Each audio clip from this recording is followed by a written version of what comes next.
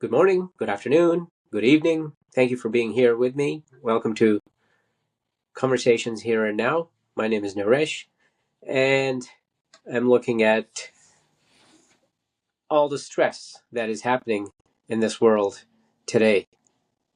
There are many events that are taking place that people are very stressed about, and rightfully so, including myself. So, what I'm looking at is some of the ways and strategies you can deal with these stressful events that are taking place right now, and they are stressful. So let's look at number one. Okay, information is coming at you all around you in every which way, shape, and form. Okay, so number one, most important, is control your information intake. Okay, over exposure to news can amplify anxiety. So like I said, everybody's watching, trying to watch everything on YouTube, Instagram, this, that, social media sites, everywhere to get more information. So set specific times to check for updates, maybe 15 to 20 minutes or twice a day. Uh, uh, Stick to a few reliable sources instead of endless scrolling or switching the channel everywhere. And definitely avoid scrolling, they call it doom scrolling, before bed. Okay, just put the phone away, put it on, and just plug it in so it gets charged, and just put it away. So control your information intake. I think that's the most important, because the information is coming at us from every, whether you turn on the radio, there's, difficult information, stressful information. Turn on the TV, you watch the news, stressful information. Go to YouTube, stressful information. So, put a limit on, your resources where you get your information from. For example, if you go on YouTube to get your information, maybe two or three reliable channels there, podcasts that actually give you uh, um, news, give you information as to what's happening, maybe a little bit of opinion. Maybe they can do it in 20 minutes, 25 minutes max. Because there is podcasts that you can sit and watch for more than an hour, sometimes even 2 hours, and that will bring up your stress levels. So try to limit that. Okay, that's a big part of it. The second big part of it is focus on what you can control. Okay, global events often feel overwhelming because they're largely outside your influence, right? And they are, like what's happening in the Middle East, what's happening anywhere else, they are, outside. There's nothing we can do about it. Absolutely nothing we can do about it, right? So uh, focus on things you can control, and don't focus on things that you cannot control. Yes, know about those things, but don't focus them on those things that you can't control to your detriment. Okay, because you can't control them. So redirect energy towards your own routines, health, and immediate environment. Take small constructive actions like helping others, volunteering, donating. It'll make you, it's more meaningful. It makes you feel meaningful. It makes you feel better. Okay, gets you away a little bit from the news cycle, the doom cycle right now. That's what it feels like, right? So focus on things you can control. You can control your health, right? You can control that as all the information you intake. So you can control how you spend your time, whom you spend your time with. So these are the things you can control: what you can eat, how you can make yourself feel better. And I'm going to cover some of these points. So so that was focus on what you can control. Number three, regulate your nervous system. Stress isn't just mental; it's physical. So try breathing techniques. Okay, inhaling, deep inhaling slowly and exhaling slowly. As I say, 4 seconds of inhaling, and then exhale for 6 to 8 seconds. Close your eyes, put your phone away, and try that for 5 to 10 minutes. Okay, activities like walking, stretching, or strength training reduce stress hormones. Go for a run, go for a walk, whatever you can do.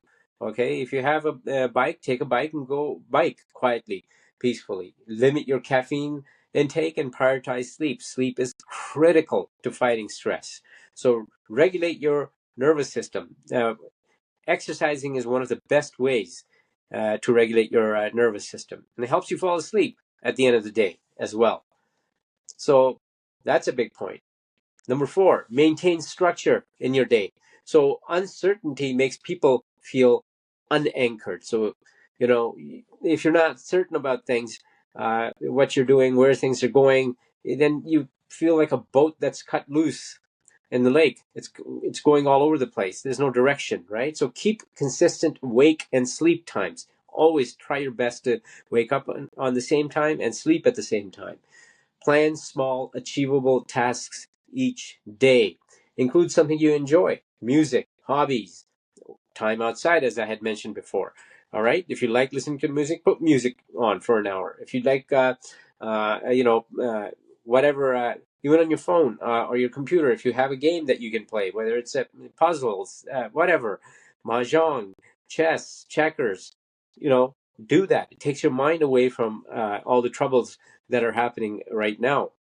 So this is really critical to maintain structure in your day. Of course, could be people who are working, so that keeps a structure in the day as well. You go to work, you do what you're supposed to do, then you come back home, and then you need to do what you need to do. So you have definitely, if you have kids, you gotta look after your kids, get them to school. When they come back, do their homework with them, and things that you have to cook, make dinner, but you have to.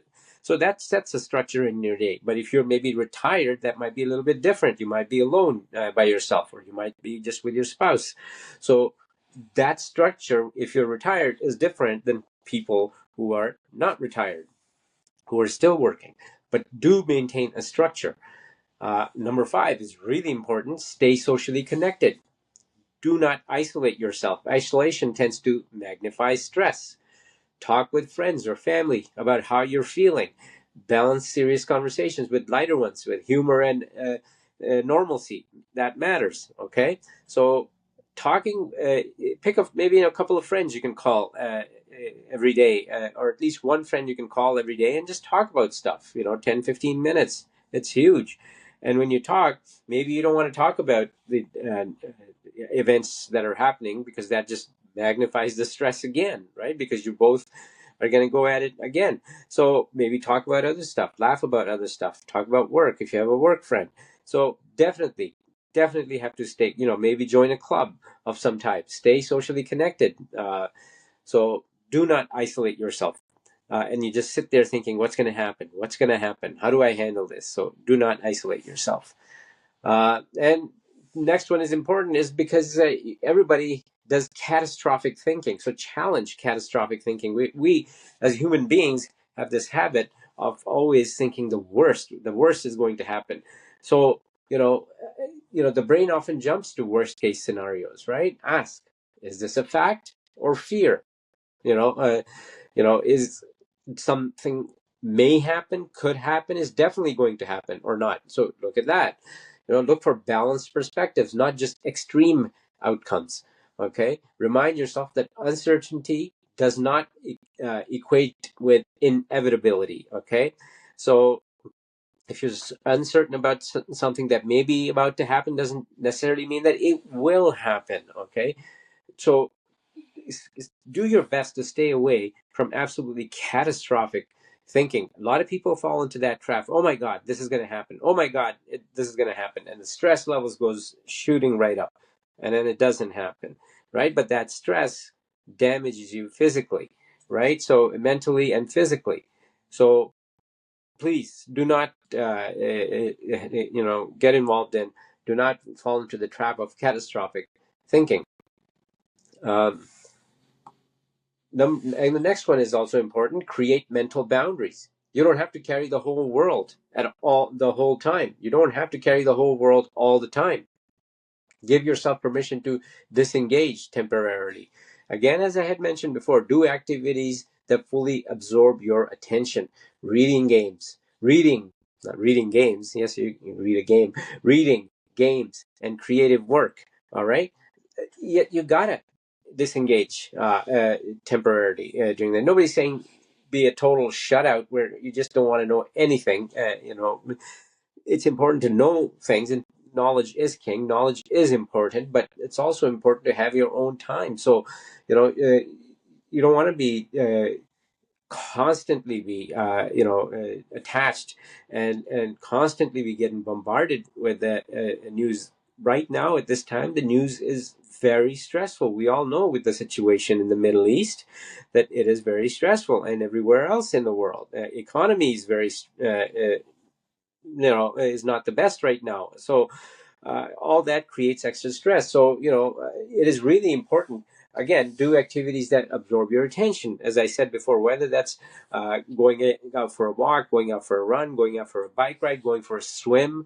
If you have access to a swimming pool, there's always the municipal local swimming pools you can attend.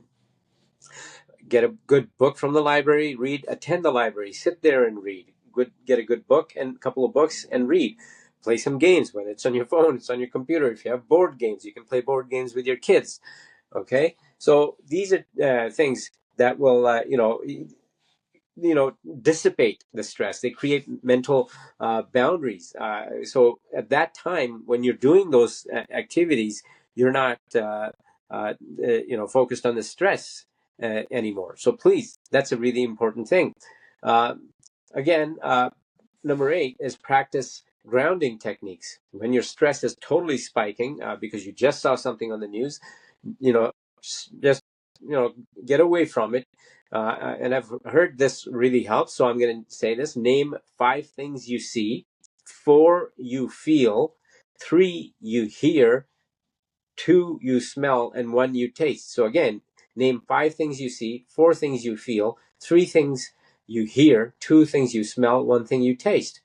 This, if you're use this technique when your stress levels have just spiked completely. Okay, so this brings your mind out of abstract worry into the present moment.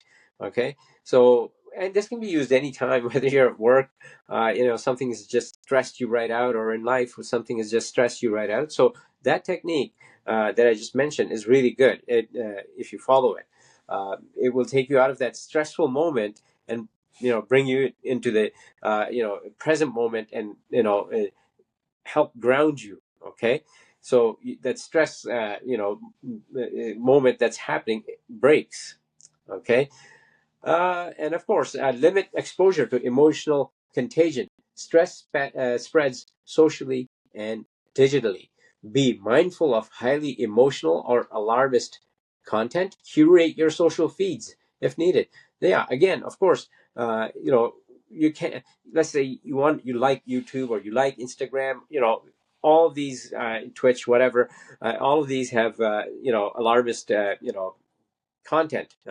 Knowledge is one thing, but there's also podcasts that are very alarmist, and they get your mind going, they get your stress levels going. So try to limit those. As I said, if you're trying to follow world events, then basically limit yourself to 2 or 3 really good podcasts that are 20 to 30 minutes in length, and no longer than that. 20 minutes is actually good. There's podcasts that give you the information, opinion, what have you, in 20 minutes. There's podcasts that people engage for over hour and a half, 2 hours, over an hour, and that, I think, leads to more stress because you constantly hear for that time. That's a big chunk of your day. So, I mean, I would suggest better to limit to 20 minutes and then go enjoy your day with the things that I have mentioned. Okay. Now, next one is my final point is, if really your stress levels are really off the charts and nothing is helping, then seek professional support if needed. If stress becomes persistent or overwhelming, a therapist or counselor can help build personalized coping strategies. And, many services are available through almost everybody's work plans and what have you, or you can call them on your own. Again, you can also call a really close friend and talk if you don't have access to these plans.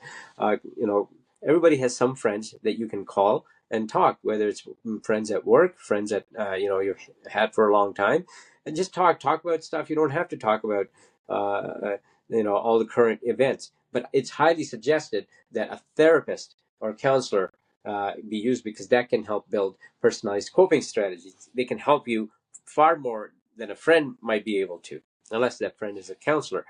So these are some of the things that I'm trying to use myself in order to get through the day, because again, these are very stressful times. We're going through tremendously difficult times, with everything that's occurring in the Middle East, everything that's occurring everywhere else around the world as well. So, and we have to get through it. We can't just shut down and sit down and do nothing. So I thought I would point out some strategies to help you out, and help myself out and help you out, get through the day. So please let me know in comments below as to how you handle your day, what strategies you use in order to get through the day. And please let me know where you're listening from. And thank you to all our subscribers who are here. Thank you for all my, podcast listeners. Thank you for being here with me. If you liked what I have talked about today, please please subscribe. If you just happen to be here and not subscribe, please subscribe. It helps us out. It helps me out. I don't charge for anything. Everything is free. It helps me out with the algorithms. Please turn on your notifications and share this with your friends, because everybody is going through this. So let's help each other out, and we will get through this. We will get through this, no doubt. So take care, and I'll see you next time. Bye-bye.